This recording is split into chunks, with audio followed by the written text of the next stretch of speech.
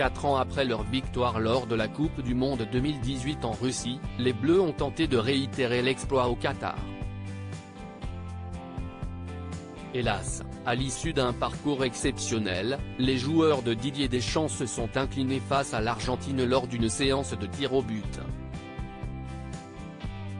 Un dernier match qui a longtemps tenu les supporters en haleine.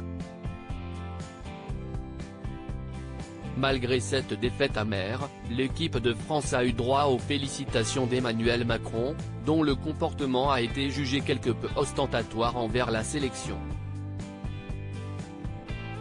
Mais si le président de la République a eu droit à quelques vives critiques, cela n'a pas été le cas de Didier Deschamps, qui n'a pu retenir ses larmes sur le terrain.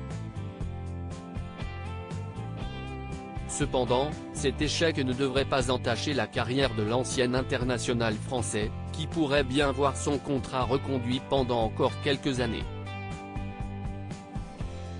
Didier Deschamps @Daniel Mielescu pour les photos via app. Un homme de confiance. En effet, il semblerait que Noël Le Graët, le président de la Fédération française de football, ait une confiance aveugle en Didier Deschamps, au vu du salaire qu'il lui a accordé.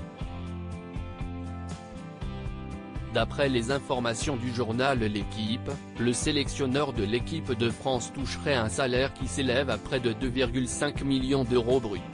Un montant faramineux auquel il faut ajouter des primes généreuses, dont les droits à l'image, facturés 22 000 € par match.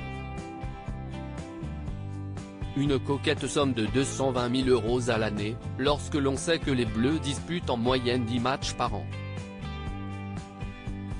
Une compensation de taille bien qu'il n'ait pas réussi à mener ses joueurs à la victoire 2 fois de suite.